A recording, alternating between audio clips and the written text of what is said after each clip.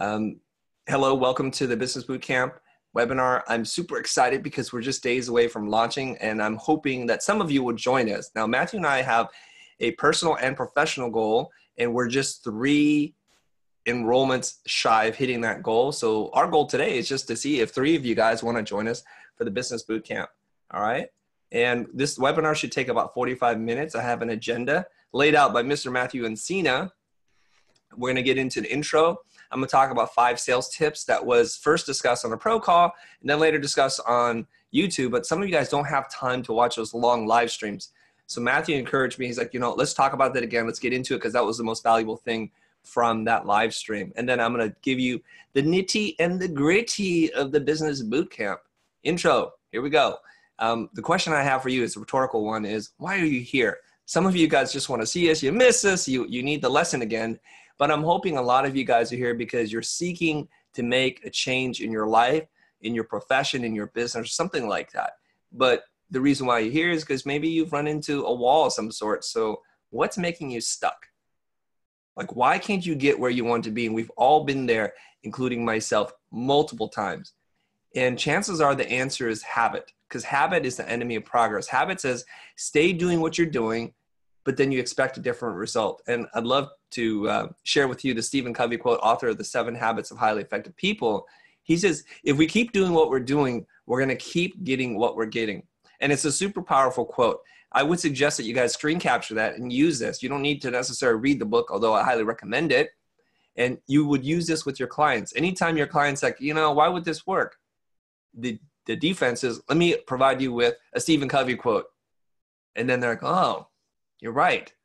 Well, I'm not just talking about this in theory. I know this firsthand. And for those of you guys that don't know me, that are joining this webinar and don't know anything about the future or blind or anything I've done, I want to let you know I started my life as a graphic designer. I studied graphic design at Art Center, and I graduated top of my class. I thought things were going to be great, and they were. So the first 5 years were off to a great start. This is actually a photograph from our first official legitimate office in Santa Monica. It's a 3,000 square foot space, okay? And we got to work with some of the biggest brands and agencies in the world. Super exciting. And I thought to myself, I am living the dream. And if you can't tell what that drawing is, it'll make sense in a little bit, okay? But then all of a sudden, I hit my wall. This is where my talent, my skill set, and what I learned in school, this is as far as it was going to take me. And I love to share with you one of those quotes and things that I like to say a lot is, what got you here won't get you there. That in our lives, there are many stages and tiers that we want to get to. In order to get to the next tier, it looks like it's a linear progression, but it's not. It's an exponential jump. And it's what Guy Kawasaki calls jumping the curve. And it's not easy. You have to do something drastically different to go beyond. So what happened was I hit a financial ceiling. I was working more, but earning less. My team had grown, but I was keeping less. So it looked like we were becoming more successful with legitimate employees, office building, big clients, but I wasn't making as much as I was before. So something was happening. The other thing that was happening was I didn't learn how to play the game, so I was losing out on big opportunities. And when I say big, and you're thinking, how big are we talking about here? I'm talking about 6-figure jobs in the $300,000 to $600,000 range. And I look back on those years and I think to myself, my gosh, how much money did we leave on the table? It stings a little bit just to think about it. Because if we closed 3 of those jobs on the low end, it would have been almost $1 million in revenue for us and for me, my college fund for my kids and everything else. The other thing that was happening was I was experiencing burnout, and I was starting to doubt whether or not I was capable of running this company. And I was desperate, and I wanted to reach out and to look for a business partner, someone who could run the business for me. But I knew internally that fear, that frustration, that self-doubt was a different kind of signal. I need to listen to the other emotion, which was to get help in a different way. This is when I hired my business coach, who you've seen on the show potentially. His name is Keir McLaren, and I wound up working with him for over 10 years. And we would meet every single week without fail for an hour and a half, sometimes longer. And imagine doing that for 10 years. I spent over $250,000 working with him to learn how to run my company, to learn how to speak better, to learn how to manage my team, and go from being a manager to a leader. I learned essentially to speak the language of business. This is where my artist creative brain learned to dance with my entrepreneur brain. And this is a moment in time where I felt like I experienced tremendous growth and became a whole new person because I became bilingual. I learned to speak the language of not only creativity and design, but to learn to speak the language of business. Now I could be that conduit between multi-billion-dollar brands and designers. I was able to cross that bridge. So you're asking yourself maybe, what did you learn? Well, I learned the rules of engagement. And I didn't even know such things existed. I didn't know that the rules that we're playing by, that everybody knew except for me. And that's why we're losing so much business. And in essence, it's almost like looking at the playbook from the other team. I knew what they were interested in and what they were trying to accomplish on new business calls. And then I knew how to deal with that. So I learned how to ask better questions to surface deeper motivations. We talk a lot about this on the show where clients will prescribe a solution. I need a website. I need a new marketing campaign. I need a video that does X, Y, and Z. And my old self would say, fine, how many, how long, what colors? The new me learned to ask questions so that I can bring out what is driving this conversation to begin with. And that changed my relationship fundamentally with my client.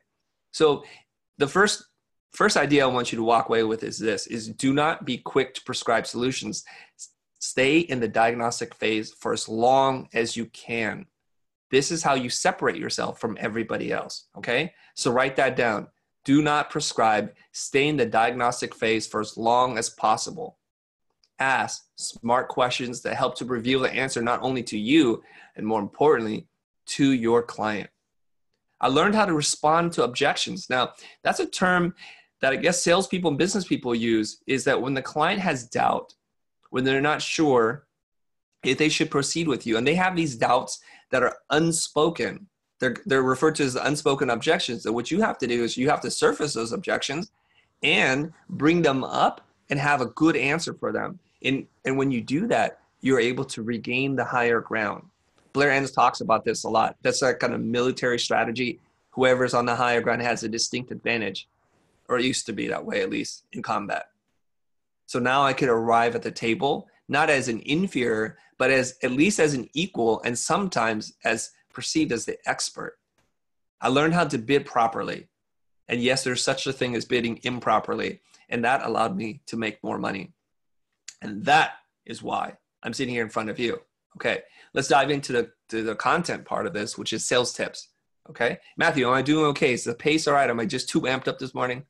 No, I think the pace is good. So what I heard, the difference or the change that you saw in your life early on, being a creative person who only knew how to talk about colors, fonts, and things of that nature, you're able to use Kier and learn the language of business and surface the most important things that clients actually are coming to you for, because they're not there to talk about colors and swatches and things like that. They're looking for how to improve their business. So it sounds like you made a big transformation, and that was the big change that impacted our business and you as an individual. Mm-hmm. Yeah. Yes, it is. So Matthew, I realized something. I can't control the monitor while I'm in keynote mode. So when you're talking, are you switching the view for our audience, for the people on the webinar, or are they still stuck on the slide? No, I think they're still stuck on the slide. I don't think I could control that part necessarily. I think you can. Okay. Hopefully you can, but if not, we're going to keep going then, okay? That's fine. Let's just keep going. Okay, let's keep rock and roll. So sales tips. These are 5 rules to help you rule the new client call.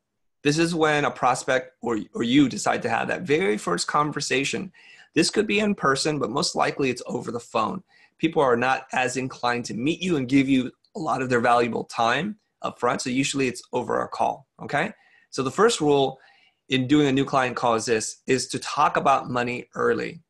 One of the things that we decided in the pro group was, what does the client need to know? What do you need to know? Well, you guys need to know if you're a good fit for each other. So you need to know, can they afford you? And they need to know, how much is this going to cost me? And thus is part of the big problem of the first call. A lot of us are afraid to talk about money because it feels weird. Like we don't want to mix art or design with commerce. It feels sleazy. We're uncomfortable talking about it. We're shy to ask for it because we don't think we're worth it.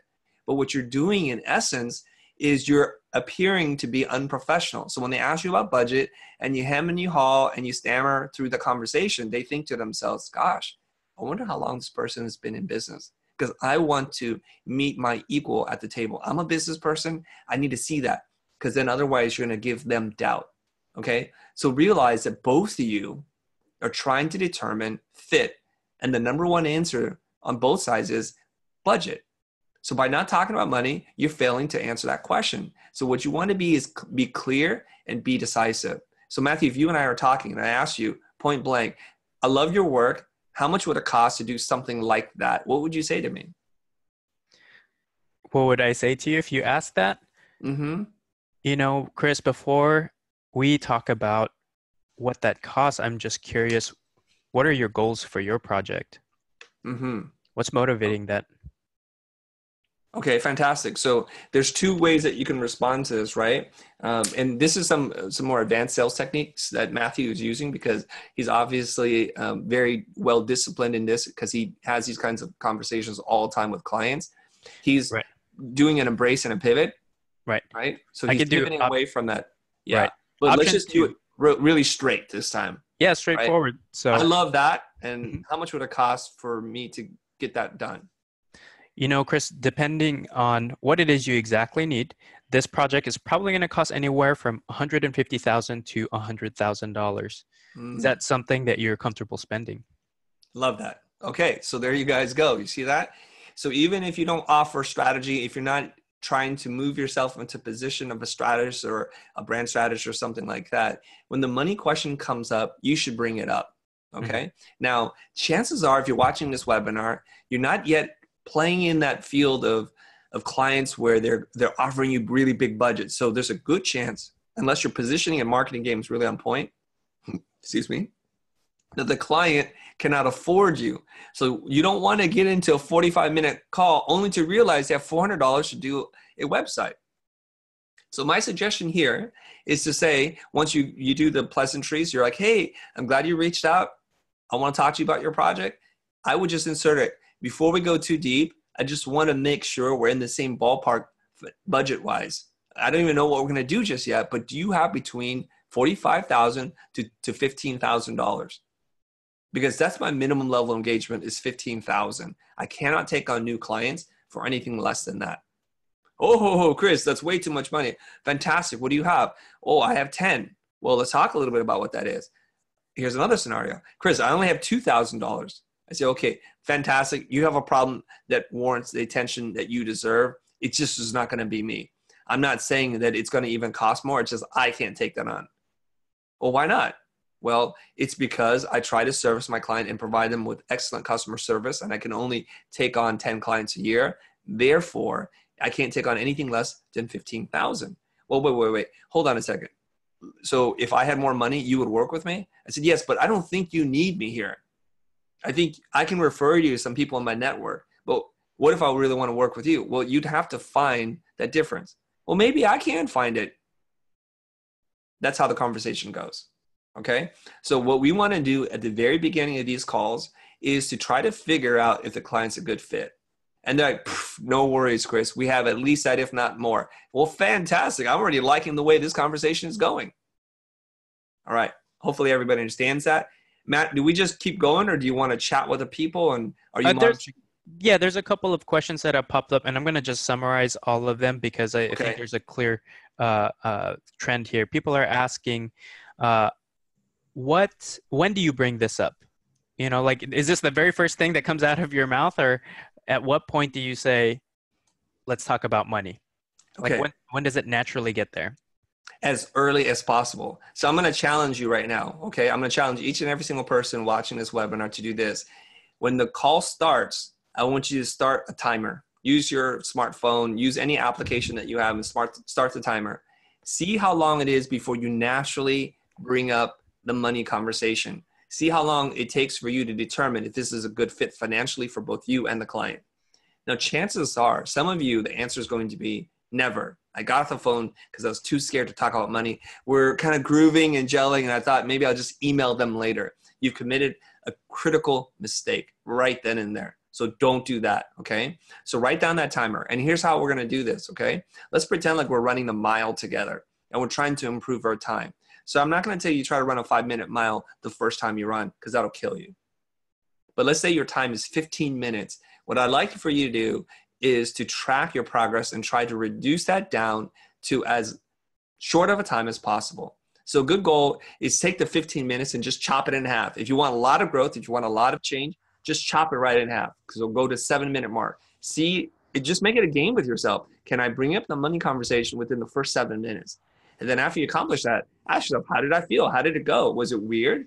Did the clients go, whoa, man, you're just talking about money. All you care about is money. So you take that 7-minute, and then the next call, you do 3.5 minutes, and you just keep bringing that thing down until you're like, hey, this is a comfortable amount of time. So this is a custom plan for each and every one of you. It doesn't have to be a one-size-fits-all solution, right? Just keep chopping that thing down. I can almost tell right away when clients can't afford us, because you know why? Because our minimum level engagement is $150,000. So most people that call us are not ready to spend that kind of money, especially if it's the CEO or the owner or the founder, because that means that the company's not big enough. Really big companies have layers of management and middle management, and they call you first. So if I'm talking to the CEO right away, I'm already suspicious. Like, I don't know if they can afford us. And so I want to have that conversation. Think about it. You guys only have 24 hours in a day. Maybe 16 or 18 of those hours are productive if you're a work beast. How many of those hours do you want to give away for dead end client calls? Okay, Matthew, what's the next question? I think the next question is, this is coming from me when I see a question here from Alexandru Molnar. He's just asking, how much context do you have to give to clients for you to justify your value, essentially? Like, once you say your price, I mean, don't you want to give them a little bit of context to understand where that's coming from? That's a great question, and that's a setup question for me to smack that one down. One of my rules in sales is never justify, never explain. So in this whole conversation, you can see when I was role-playing with myself or role-playing with Matthew, I just state the price and then I'm just quiet. Matthew politely asks, how does this sound to you? And then you let them say things. So now they might say things like, well, that's a lot of money. And then your normal response will, well, yeah, well, it takes a lot of work and I do really high quality work. And do you really want high quality results? Blah, blah, blah, blah. And you get into this whole thing where now you might have had the higher ground and now you're going to cede the higher ground. And every time you explain yourself, imagine the video game, you're losing health points. Or in the old Dungeons and Dragons days, you're getting hit points taken away from you, okay? Before you know it, the wind blows and you're dead.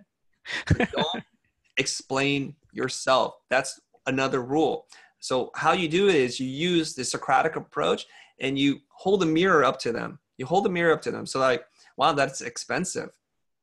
Why is it so expensive? You just ask the same question back to them. That is expensive. Why do you think it's so expensive? Why do you think clients pay me so much? Maybe I got it all wrong. Maybe you're trying to solve a really small problem. Are you trying to solve a small problem? No. This is really big and important to us. So do you think the amount of money, energy, and effort and resources that you spend in solving a problem should have some reflection to the problem itself? Yes, I do. Well, I'm glad you feel the same way. And that's it. I've not had to explain anything about myself. I'm helping them to come to a rational decision. And I'll get more into that in a little bit. And that's really what we're trying to do in the sales process, is to provide tools to the prospective client to help them make better decisions. You guys may have seen me on the YouTube channel, The Futur, and over 800 videos. Every time I mentor somebody, they ask me a question, what is it that I do? And some people get really frustrated at me. Not the person I'm talking to, just you guys watching. When somebody asks me a question like, should I move out of my house? And then instead of saying yes or no, I'll say, why are you asking me this question? Well, I'm considering this and that, and my commute is really long. Does that bother you? Would you like those hours back? Are those hours in the commute productive to you? And if they're not, what would you like to do about that? You're right. I should move out of my house. Thank you so much for the clarity. I haven't even said anything. I'm just asking questions. Right. This is what therapists do. These are what expert coaches do. They help you come up with the answer yourself. And that's where it has real meaning to you. Okay? Right. That's a good point. Yeah, I love that. And that's something that I personally changed for myself in all of my both personal and professional engagements. Whenever I'm talking to someone, all I'm doing is asking questions. I'm not trying to give advice. I'm not trying to justify myself or position. I'm just asking questions. and letting the other person talk, because from that I get a lot of insights. I get a lot of meat to talk about, things to tackle or attack if, if they're a potential client or if there's somebody I'm trying to help, I can identify the things that I could that would be valuable to them. So Mm-hmm, that's awesome. mm-hmm. Yeah. There was a comment, and there's a couple of really good comments. Miodrag Velovic, or Vilovic, said this thing about Salesman. salesman, and he says that Yeah. he and his wife were looking at Jack, and they asked the salesman for the price 3 times, and he got frustrated and he became very suspicious. If you avoid the money conversation, it means you're not confident about it. It means that you might be up to no good. And the truth is, you're just embarrassed to say it, and you're uncomfortable. So what we have to do is, the number one rule in Blair Enns' book, Win Without Pitching Manifesto, is this: those who don't talk about money don't make it. That's it. If you're afraid to talk about money, you should not be in business. Okay? You need to learn how to do it. And I was like you before. I was like, oh, money is so weird. And I witnessed growing up how people would talk about money. It just seemed very contentious and manipulative. But I've learned how to do it in a way that feels fair and moral and ethical to the way I like to live my life. It's congruent with my worldview. There's another comment in here. It's like Andy is saying, oh my God, I'm doing something wrong. My minimum level of engagement is $150. So when you really understand setting goals, financial goals, and being able to break them down, Andy, you're going to realize that you're in the volume game, because for you to make any kind of living in your life, you're going to have to do hundreds of jobs. And what happens? Take your time divided by the number of jobs that equals the amount of attention and the quality of work that you can do. We always complain to ourselves and to the internet. I see it all the time on Facebook and Twitter. Oh, the clients don't value design. Well, but you agreed to do something that's a short time period for a little bit of money. So you are volunteering. As my coach would say, there are no victims, just volunteers. I don't volunteer for that. I want to work with really big clients who understand and appreciate the value of design, who are willing to prove it to me by spending the amount of money that's going to take for everyone to take it seriously. A person who has a $150 problem, basically, which is a pair of Jordans, I believe, that's how important they think that is. It's the same value as a pair of shoes from Nike. So that cannot be a big problem. Right. Right. So start thinking of yourself differently. Ask yourself, why do I accept these jobs at this rate? Because I'm only doing this to myself. Now, if you're just coming up, if you're in a part of the world that $150 is a lot of money, well, fine. That's all fine to you. If you can survive off that, no problem. I'm not here to judge you. But hopefully for some of you guys who want to learn how to level up, how to start charging $1,000, $5,000, $10,000, $100,000 for the work that you do, this is the boot camp for you. We're going to teach you how to do that. So should we keep going, Matthew? Yeah, let's keep going. If you guys have more questions, make sure to drop it in the Q&A. I'm answering some of you guys by text, and obviously the most important ones, the most on-topic ones, we're going to answer live on screen here. So don't forget to drop them in there. Anything that's off topic, unfortunately, I'm shooting down because I want to focus on sales and closing clients today. All right. So Chris, let's keep going. Sharing. Yeah. Okay. And then I got to do this. My computer's, something's wrong. So, all right. Let's go. Here's rule number 2 for the first client call or first client meeting, okay? And to realize this, and this is going to sound shocking to you as a person who cares about substance and content. Content is king, right? Well, not necessarily. Style, when talking to clients and building rapport, is more important than substance. Style is more important than substance. And I'll tell you something right now. I don't know if you guys can tell, but I'm excited to talk to you right now. And I'm projecting that by the way that I'm talking, the way that I'm emphasizing certain words, and the speed in which I'm saying this. Because imagine if I was talking to you right now, like, style is more important than substance. People will remember. Nobody's going to care. It's like, I need to work with somebody who's excited about the project. Okay. So this is a Maya Angelou quote here. People will remember how you made them feel long after they forget your words. More or less, that's what she said. So what you want to do is to learn to modulate your energy, and to do that to build rapport. And you do this via a technique that Tony Robbins talks about. He calls it match and mirror. What you want to do is match the client's energy, and you want to mirror that and then bring them to where you want them to go. A lot of times you guys have seen me talk about this, and we talk about controlling or directing energy. I don't want to say controlling because controlling is such a strong word. What we want to do is we want to direct energy. Let me stop the share here. There we go. So we're managing energy. So if somebody comes at you and they're really excited, it's like, Chris, I got a really big, important job. It's like, yes, I realize you have a big, important job. But before we get there, let's take one step backwards and just try to get the broader view. See what I did there? I matched their energy and I brought them right back. And this is a very exaggerated way of doing it. And there's a great video on YouTube. If you search how to build rapport with Tony Robbins, you're going to see this thing. And he talked about a pioneering psychologist who had a psychotherapist who had polio. And he's like physically, he was stuck in his chair, but he was a giant in the field of psychotherapy. And he says that what he learned is that if he matched the person's energy, he would be able to get them to try new things. And if a guy came into the room and said, Doc, this is not going to work, I'm out of here, right? And he would say, stop, sit right down. You haven't tried this. This could work. And he's like, you're right. Right? And then somebody would come into the room to him and was like, yeah, Doc, I just don't know. You know, I've tried everything and I just don't think therapy is for me. And he would say, yeah, I know you tried lots of things, but you haven't tried this. I think we should give this a try. And they would say yes. Okay, so style matters more than substance. Okay, this is where your energy, your emotion can change the meaning of the words in the mind of the client. So if you only come at it flat with one way, you're going to ask the client to change and modulate to you, and they perceive themselves as more important in the relationship. So you have to build that bridge. Okay, people hire people who they like, know, and trust. And what we want to do is to build rapport, to find common ground, commonality between two people. And there's lots of things that you can do. If you're meeting them in person, you start to match their patterns. If they're speaking lots with their hands, you'll notice you do this kind of automatically. You start to speak with your hands. If they nod a lot, you nod a lot. And this is how you build rapport. Okay? Matthew, any questions on this? Or do we keep moving on?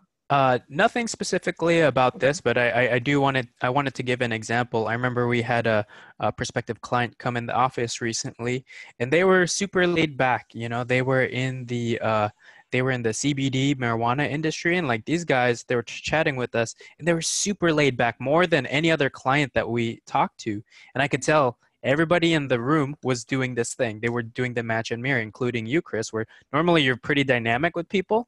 All of us were all kind of like laid back, just like everybody, like the two clients that came in the room, and we were just chilling. Like, oh yeah, cool, man.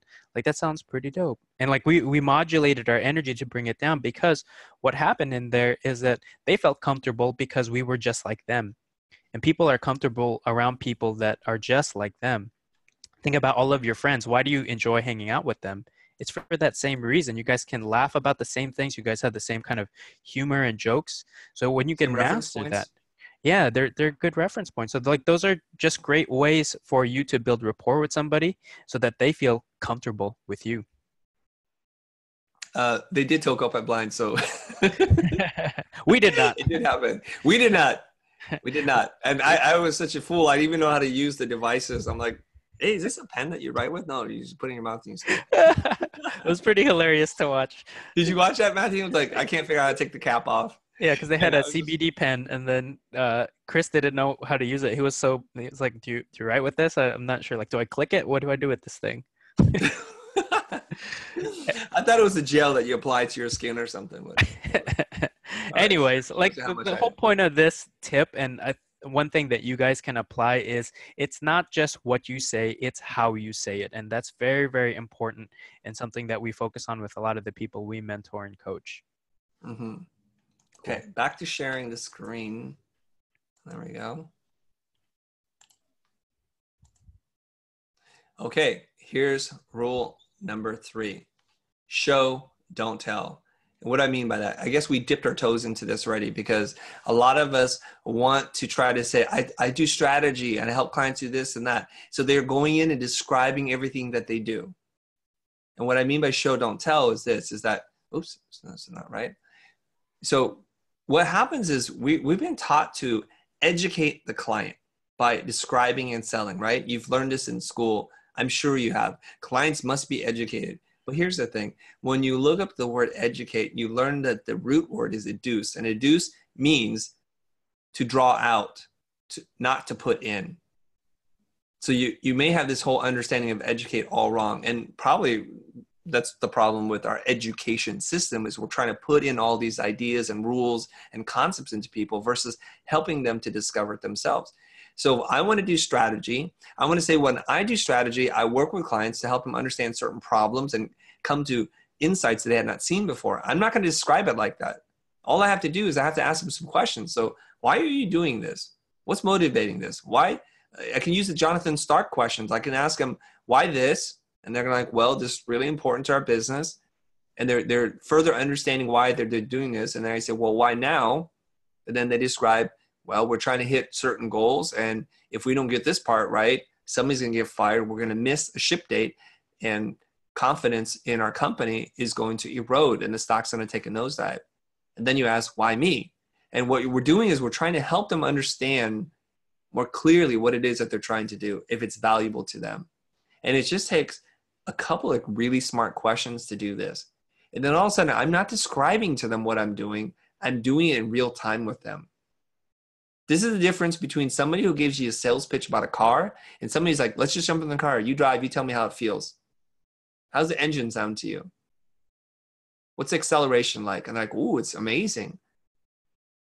How does the seat feel on your back? Wow, it really holds me well. So those are the things that you want to do, okay? So many of us think that describing what we do is the answer, and it's not. So you want to show them versus tell them. You want to ask more questions. This is rule number 4. If I'm doing this right, this is rule number 4. Ask more questions. And the shorthand of this is whoever asks more questions is in control of the conversation. If you're doing a lot of the talking, they're in control. Why does this cost so much, Chris? Well, and this, and then I employ 4 people, and we're in Santa Monica, and the rent's really expensive. They're in control. So what you want to do is you want to start to get your question game up from a level 2 to a level 7, 8, or possibly a level 9. And you're going to see a drastic difference in the kind of conversations that you have. We've said this often on our channel before. The quality of the questions you ask determine your value. So it's time to learn how to ask higher value questions. Okay. Now, sometimes you can ask questions like this. Like my son asked me the other day, he's like, Dad, is Obama rich? I said, you know, son, he's 12 years old. That's not a great question. He's like, well, why not? What if I said yes or no? What information did you learn? He goes, I don't know. I guess I learned that he's rich. If you say yes, I say, well, by whose standard? My standard or yours? And realize we have 2 very different standards. If I gave you $1,000 in cash tomorrow, son, would you feel like you were rich? He's like, yeah, I could buy that PC and I could do this. So you see, like $1,000 to me is not very much. It's what I charge for an hour. He goes, oh, so a different kind of question is, does Obama make more than $200,000 a year? By your standard, that would be rich. And then I can say, yes. Now you've learned something. So there's an art to asking the right kinds of questions because they're directed, but they're slightly open-ended, but they're not so open that any answer will lead you down the wrong path. You kind of have a hunch as to where you want to take the conversation, and you ask questions to confirm. Another way of looking at this is if you're a detective and you arrive on a murder scene, you're not asking like big, giant, broad, open-ended questions. You have a theory, and you ask questions to either confirm your theory or to help eliminate some possibilities, and that's really what you're trying to do. Okay? So questions like why, how, and what in that order are most important. So the why questions, hence Simon Sinek's book, Start with Why, How, and then finally what. We have that sequence in the opposite order a lot of times. So we ask, what are we trying to do? What does it look like? Instead of saying, well, why are we doing this? Is this important? Okay. And how will you measure the results if it's successful? If we hit this out of the ballpark, can you describe that? Okay. Lastly, but not least, in the first call with the client, rule number 5 is you must build trust. This is what it's about, ladies and gentlemen. You have to build trust, especially as you get into the higher ticket jobs. So at a $500 job or project, the risk is relatively low. It's not going to end somebody's life and career if you screw it up. So they're not going to scrutinize you as much. Add a couple of zeros to that. Now you're at the $50,000 mark. Well, what can we buy for $50,000? Well, we can buy a nice imported car. We can buy 10 Macintoshes. We can buy lots of different things. Now they're looking at the value of what they get in the real world against what it is that you provide. So now the risk has gone up and they don't want to waste that kind of money. Okay. So in sales, the objective is to provide the client with information to help them make the best decision for them. Write that down, screen capture this, save this to your desktop. In sales, the objective is to provide the client with information to help them make the best decision for them. The part I didn't write is not you. So many people have a bad feeling about salespeople because they get it all wrong. The salesperson is pushy. The salesperson has a hidden agenda. The salesperson wants to hit their quota and do what's right for them, and therefore is going to manipulate me. Now, we see that a mile away. We have an adverse reaction to that when we see a salesperson coming. But you don't realize there are expert people that you don't even realize are selling to you all the time. And they're the ones that are getting you to buy whatever it is they want to get you to buy. And how do they do that? Well, first, they take away their own agenda and they put themselves in your shoes. And they're going to say, well, what do you want to do today? What goal are you trying to achieve? Oh, well, if I'm shopping for a jacket, I want something lightweight. I'm active and I need to keep it warm in temperatures around this. Oh, okay. Well, you've been looking at the wrong jacket. Now, that jacket that you're looking at is for really frigid climates, and it's going to be too heavy and it's not breathable, okay? And you're going to pay too much for that jacket. There's two options here. You could do this or none of them. As a matter of fact, down the street, our competitor sells a very similar jacket that got better ratings than ours. You might want to look at that. It's a little bit more money, but it might be a better jacket for what you need. I'll be here if you want to do something. Otherwise, good luck to you. What did I just do there? I put the client's needs ahead of my own. I built rapport, and hopefully I built trust. And if anybody's ever done that to you in a sales situation, you'll know what I'm talking about. You feel like you can trust them now. So what you want to do is in any sales call, you need to remain neutral and unbiased. Don't go into it thinking, I have a client, I'm so excited, I really need this, because your conversation and your mindset is totally going to be off the focus of helping the client. So you should be asking, what do they need? How can you be of service to them, even if it's against your own best interests? Okay, I said there are 5 tips. I lied. I'm going to throw a bonus in here. So tip number 6 is under promise and over deliver. So here we go. Here's bonus tip number 6. What I want you to do is in every conversation that you have a clear objective. What is it that you want to get from this meeting, this conversation? Is it to set up for another call? Is it to ask whether or not they have a problem you can solve? Is it to determine the budget? Is it to determine the fit? What is it? So what are the 3 things that you need to know? We asked the pro group this, and pretty much universally, this is the answer. Okay? Condensed down for you. 1, can they afford me? You need to know that right up front, because you guys can fall madly in love with each other and realize they have $2 and they're not ready for you. And it's going to be a giant charity case. Okay? 2, can I do this? Is the scope, the timeline, and my expertise something that can allow me to do this? And if not, you should recommend somebody else. They'll respect you more for it. And that's how you build trust. Okay? Is the scope and the timeline and my own expertise relevant to the task that's being asked of me, especially as I'm trying to serve the client?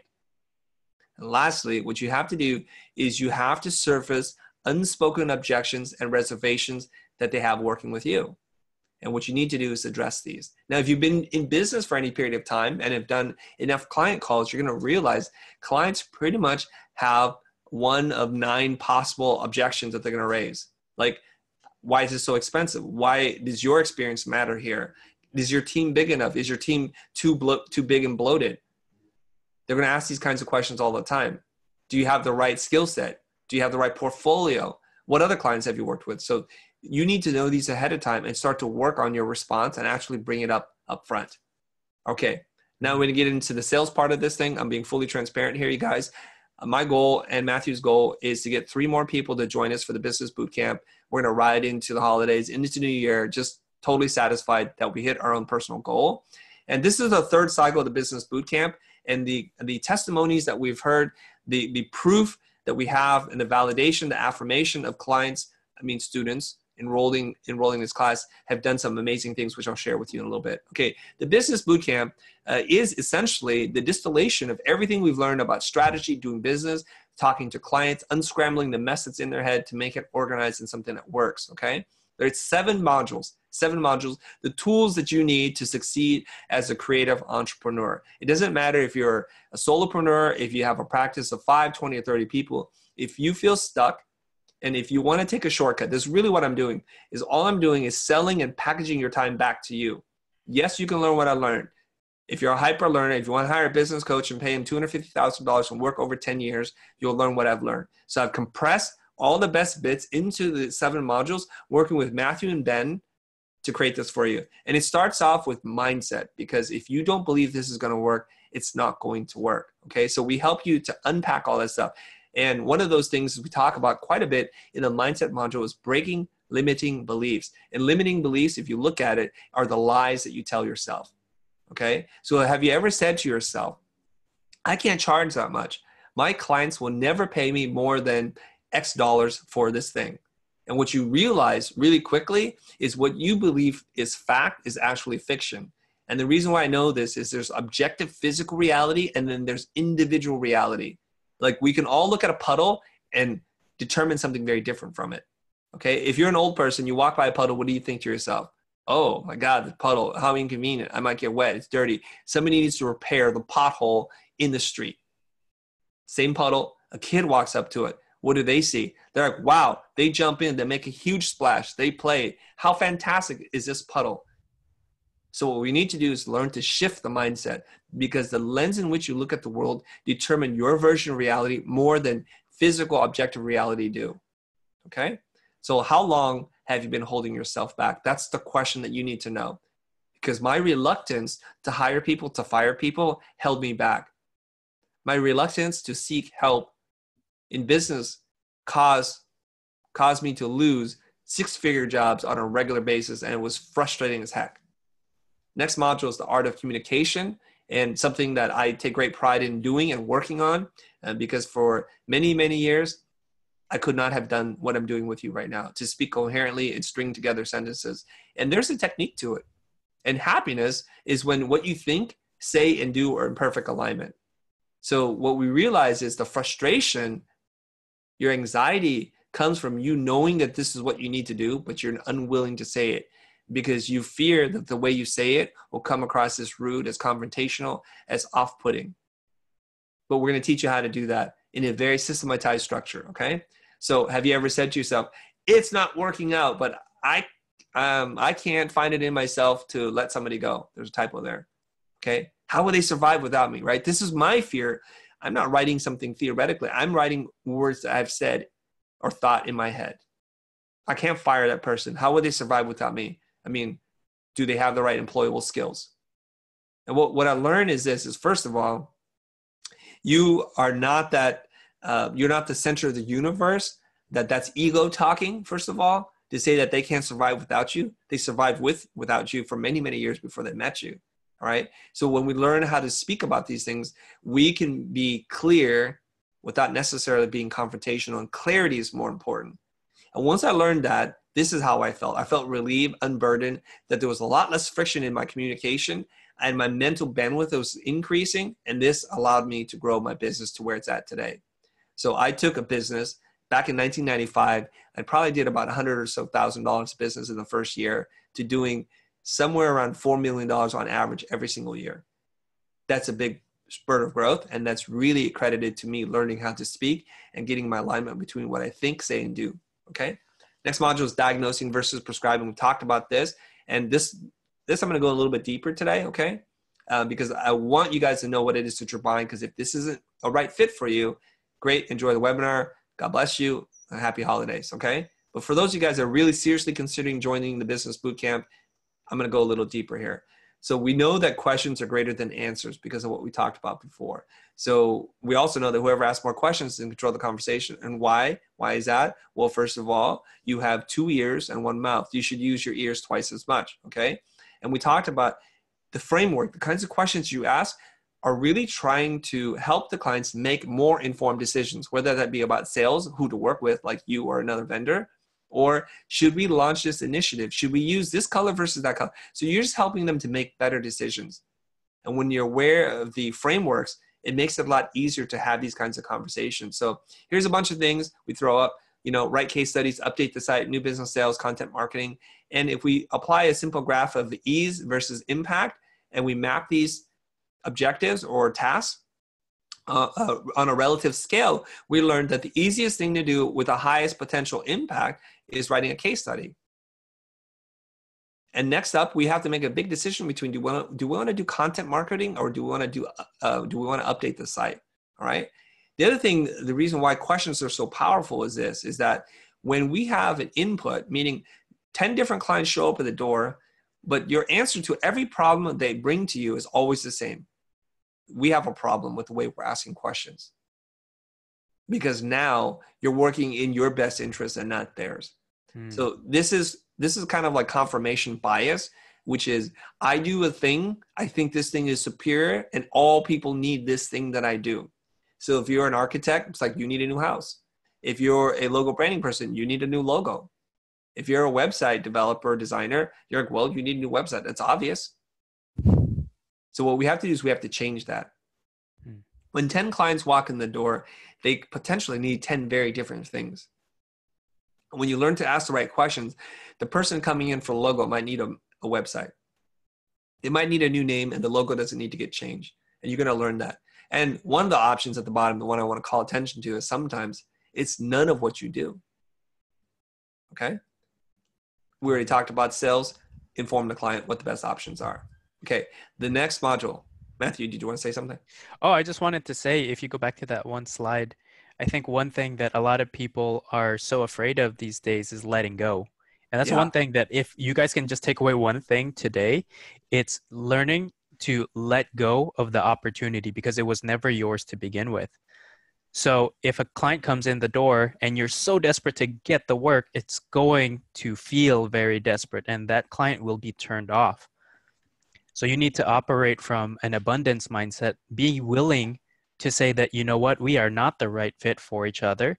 I can make a recommendation, or I suggest you look in these places, or the next vendor you talk to, ask these questions. That's right. Like you were talking about earlier, Chris, that's how you build trust, ultimate trust. Because the moment you try and sell something and try and push something that they do not need, like a service that you only offer, the only service you offer, that's when they're going to feel like, oh, this person's a pushy salesman. Get me away. I'm done. Let me get out of this conversation. I need to exit. But the moment in every question that you ask the client, and the more and more you push them away saying, you know what, we might not be the good fit. We might not be a good fit. The more and more they're going to lean in and come closer to you. And the more and more they'd be interested in to see how you might help them. Yeah. Okay. That's a lot. In fact, we've turned away 6-figure jobs. We've turned away 7-figure jobs, if you can believe it, because they weren't a good fit for us. It was going to be miserable anyway, so I don't feel like I lost anything. Next up is overcoming objections. This is when I talked about the Socratic approach, and you're going to, once you learn how to do what it is that we do, you're going to finally be able to respond to the following types of questions. Why are you so expensive? Or you don't have enough experience in doing this very unique thing that I need today. Why should I hire you? Or I need to compare your bid to 3 others. How do you respond to that? Do you have a good response yet? Well, if you don't, you're going to need to learn how to do this, because this is what's going to cost you the job. Okay. We're going to get into pricing strategies. Probably a big chunk of what we do in the business boot camp, one of the meatier bits is pricing strategies. Okay. And some of you guys have seen this video. It just hit 1 million views, right? And we're going to dive deep into how it is that you're able to charge more for the same kind of work. Because a lot of us mistakenly believe that what it costs to make should have some bearing on the cost to the client. And that's not it at all. This is one of the most difficult things to talk about, is pricing design, determining value. And the question that you have for yourself is how to determine a price that is fair to both you and the client. So in the module, we cover 3 ways. You could charge for time. We can teach you how to charge more for the time that you're using. We can teach you how to charge for the outcome, meaning a firm bid for a specific outcome, a desired outcome that the client has. And the holy grail of them all, value-based pricing, where you learn how to price the client and not the job. So if it's a big, important client, They have a lot at stake. The value to them is much higher than to a small mom and pop shop. So the same thing could be done, but have different value to different people. We're going to teach you about price anchoring, and this is a very powerful concept in order for you to get the double thank you, which is where you genuinely thank the client for paying you for services and for appreciating you, and they genuinely thank you for delivering something that meets their objective, something that helps them achieve their goal. We're going to get into closing and onboarding. So now you've been able to close the client. How do you onboard them? How do you set the project up so that it's going to be a success many weeks and months down the line? So this is about learning how to set expectation and boundaries, and we walk you through that entire process. And last but not least, we talk about delegation and why you are the bottleneck to the growth of your own company. You need to learn how to let go a certain task. We're going to walk you through that so you can essentially scale your time. You literally can't clone yourself, but the next best thing is delegation and management of others to do part of the work to alleviate some of the time constraints that you have. So we're going to teach you when to hire others, determine what tasks are best suited for others, and the ones that you absolutely need to keep. Okay, quick recap here because I'm talking a lot. It's a 7-week crash course. It's organized end-to-end curriculum designed for the busy entrepreneur, that's you, to avoid costly mistakes so that you can scale faster and have greater confidence to close more at a higher price. So here are the details, right? It's in January, and it starts in January 7th. There's video lectures, recorded, edited, and indexed for easy consumption. They're released once a week. And then there's a 2-hour live Q&A session each Friday at 8 a.m. Pacific Standard Time. These things are recorded and shared with you. There's going to be a bonus Q&A recap. So after you've taken the course, you're going to then implement and take action on the things that you learn, hopefully on a weekly basis. But we're going to give you a little bit of break, and then we're going to circle back to see if there's any sticky points, things that you couldn't quite figure out in the modules, and we go over that again, okay? There's going to be homework, worksheets, self-study assignments. There's a private Facebook group that you get added to, and also a Slack channel. And then once you're done with it, you get to be added to the Business Bootcamp alumni group and qualify for certain discounts within our thing. You also have, in case you're wondering, lifetime access, including any and all updates to this, and that's it. What else do you get? You're going to get the legal kit, which we're throwing in, which we recently launched. This is things like the master service agreement, employee freelancer agreement, etc., release forms, and a collection letter. This is basically everything you need to get your business in order to do it the right way so that you don't get screwed from getting paid. We're going to give you bid forms, and these are ready to use Excel spreadsheets, especially if you're in selling time. If you're selling time right now, it's going to help you do that in a more efficient way. And it takes out all the manual calculations, and it's going to show you large areas where you're not thinking about that you can be bidding higher for projects. So you're essentially leaving money on the table if you're not using this, okay? It also includes a perfect proposal. And so what I wanted to do is do a little math with you this fine morning here. So the 7 modules sold separately are $499. And if you do the math, it's $34.93. It's 14 hours of coaching and feedback. And at my rate of $1,000 an hour, that's about $14,000. The legal kit, the perfect proposal kit. If you add that up, it's $17,641. Okay? But the business bootcamp, because we want it to be available to you, we want to help you grow. It's part of our mission is to teach the world. This is the highest and deepest course that we offer, and it's priced appropriately. So I'm going to talk about results. I have 3 quick results here. I blurred everybody's faces here, so I'm just going to read a little bit of this, right? I can't tell you this person's name. Danielle, since taking the business boot camp, our business exploded. Literally, I've been stuck at $150,000 a year for like 2 years. Since boot camp, I've doubled. Yes, doubled in 5 months. No BS, not a pitch. This is in a private group here, okay? Another person, my revenue has almost quadrupled this year. I have a big problem now. How do I deal with taxes, Chris? That's what we call a high-class problem. That's a good problem to have. Nothing more than all of you to figure out, like, we have a tax problem, so we'll do tax boot camp. So all you guys are killing it, and I love that. Last one here. This person is saying easily 20 times the investment. Take this course, go for it. And they're saying that they could have even grown faster if they weren't busy working part-time elsewhere, okay? I want to encourage you guys to enroll today. We need 3 people, so I'm going to give you the information how to do that right now. And this picture is because there's Greg Gunn, Ben Burns, Matthew, and myself who are going to be your TAs for the Business Bootcamp. All right, here's what you got to do. You got to go to thefutur.com/business-bootcamp. All right. And Matthew prompted me right before this webinar. I had to change my slides here. We don't typically do this. This is your last chance, you guys. I know some of you will pay full price, which always makes me wonder, like, you're not paying attention to our materials here. Now, it's too late for you to save the maximum discount, but we're not going to leave you out in the cold.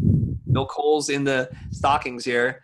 If you use this code 400-webinar, you will save $400 off the course, okay? So if you do the monthly installment plan, it's only $8.99 for 4 payments. Or if you pay it off lump sum, it's $35.95. You're going to save $400. Screen cap this 400-webinar, okay? Okay. Lastly, man, I'm just full of bonuses or something today. So generous, Chris. We offered this earlier, and Matthew and I debated if we should give this to you guys or not. If you sign up, you're also going to get a 2-hour group coaching call before the camp starts. We're going to do this early in January before the class starts. And it's going to be like this, except for it's open-ended. It's Q&A. I'm going to try to help you. Okay, just think about this. I have done coaching calls with lots of clients. Some clients I've done more than 12 calls with. So that's $12,000. This is a $2,000 call. I'm going to help you, okay? It starts January 7th, 2019. I want to thank everybody, and I hope to see you on the inside. Matthew, maybe we have a little bit of time for a Q&A before we bounce. Yeah, I wanted Otherwise, to quick fire a couple of questions. So if you want to unshare your screen, we can get back to us. So somebody, anonymous attendee, asked, what is the time commitment per week for the business bootcamp? I want to say at minimum, it is 6 hours. So there's 2 hours at the beginning of the week that you need to watch the lecture material. Then you're going to partner up with somebody in the group and practice the material. Because the only way that the material is going to stick is if you practice it and put it into application, because that's the fastest way you're going to learn. And we've seen a lot of people practice with several members throughout the group. So that's at least 2 hours to do that homework to really absorb the information. And then at the end of the week on Friday at 8 a.m. Pacific Standard Time, what we do is we all get together, we get on a call, and then that's either me, Chris, Greg, or Ben. We jump on the call and then we figure out, well, what were the pain points for this week's material? So we see what was challenging for people, and we address your specific things, because a lot of people have very specific issues that we're dealing with, and we do that on a group coaching call at the end of the week. So at the very least, I'm saying that you need to commit at least 6 hours. Of course, the more you put in, the more you're going to get out, and the more you practice this stuff, the better you're going to get. And what I really love is when I see people applying the material on clients as they're just learning it, and either having fantastic results or failing and then learning from that. So both are fantastic, I think, for people. So I think that's what's very powerful about the bootcamp. And just make sure that you have at least 6 hours a week starting January 7th to commit. James Flynn is asking, are there any scholarships for Business Bootcamp? Unfortunately, not at this time. We would love to educate everybody for free, but at the same time, we are weaning off of client service work altogether, and we're still operating the Futur as a loss because we want to teach as many of you guys as possible. At the same time, this needs to be a profitable business for us so that we can continue to operate and grow. Otherwise, if we have no money, we can't operate, and there's no way we can even give you all the free stuff that exists on our YouTube channel. So let's see. I think we answered some of this. Adrian was asking, who would you recommend the Business Bootcamp for? What kind of profile type? And, you know, honestly, we recommend people who are have been running their business for a little bit and they realize the gap. So if you've been running your business for about 18 months, at that point, you realize all the gaps. How you're not able to close as many clients as you like, how you don't know how to delegate to your team, and just all of these challenges that you didn't know you had because you were going into it as an excited, creative individual who's like, yeah, you know what, I want to make my own creative decisions. I get control my own way. And then you get into the business and you realize, shoot, I don't know how to run a business and I'm not passionate about that. So we highly recommend it for people that are at least 18 months in their business. But yeah, so I have an answer. I have an answer to this, guys. Should you take this business bootcamp? is this worth it? The answer is going to be the same. If you feel like the next job you screw up or don't get is not going to be more than $4,000, don't take this class. Don't enroll because you don't have a big enough problem to solve just yet. Okay. So somebody's like, I'd love to enroll, but it's too expensive. Well, how many jobs do you want to lose? How many opportunities do you want to go through that door before you learn how to run your business properly? What I love reading and hearing the testimonies that we get to see on our side of the fence is that when people say, I've already booked a $15,000 job, I was able to charge 4 times as much as I used to.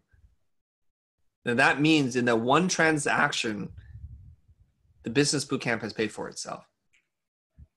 And the model is really simple, you guys. If you guys are paying attention to the future, we release tons of free content, no punches pulled. We give it all to you. Why? Because we want you to succeed. We want you to use the information and double your income. We want you to charge twice as much, 4 times as much, and keep growing.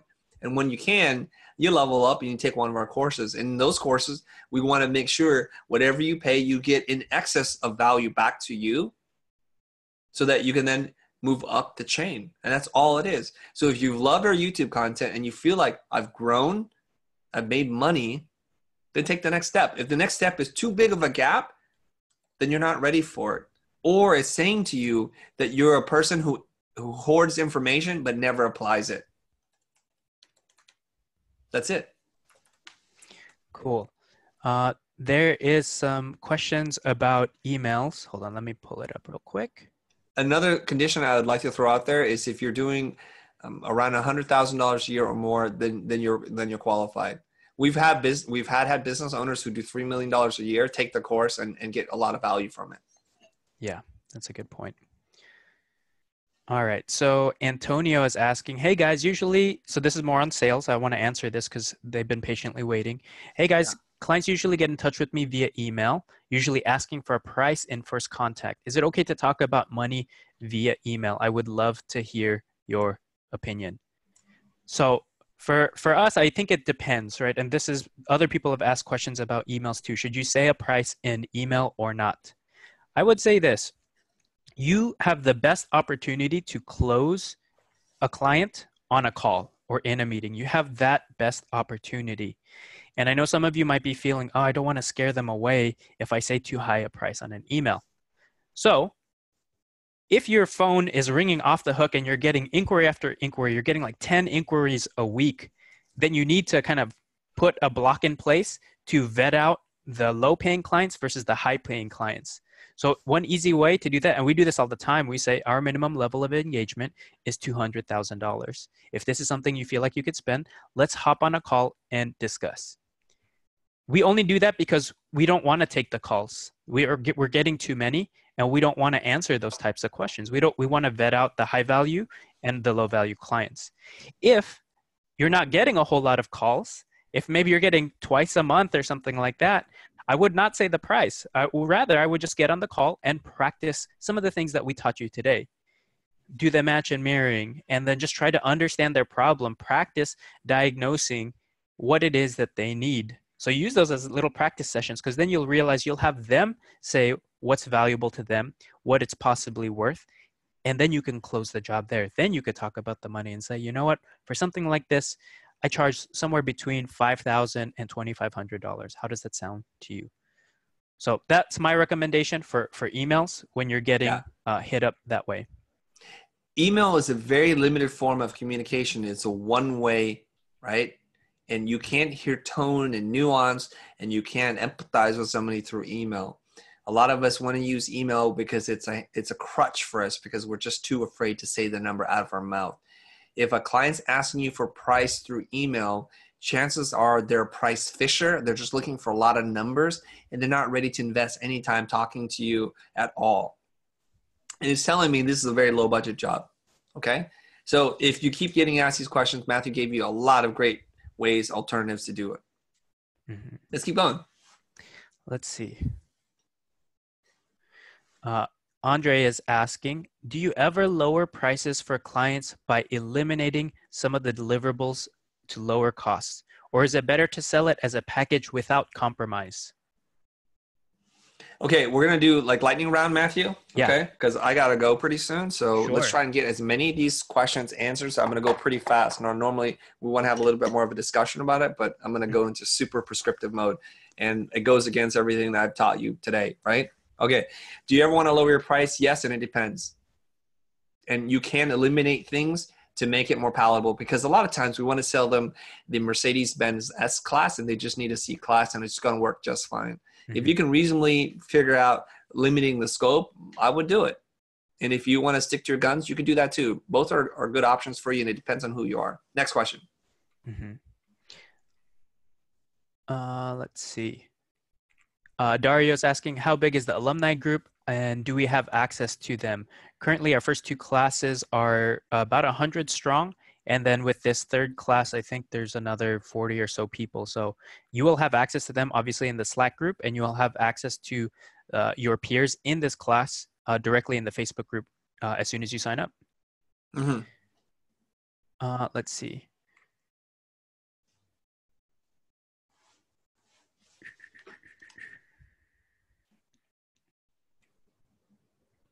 Sorry, there's a lot of questions here, and I'm just going through making sure.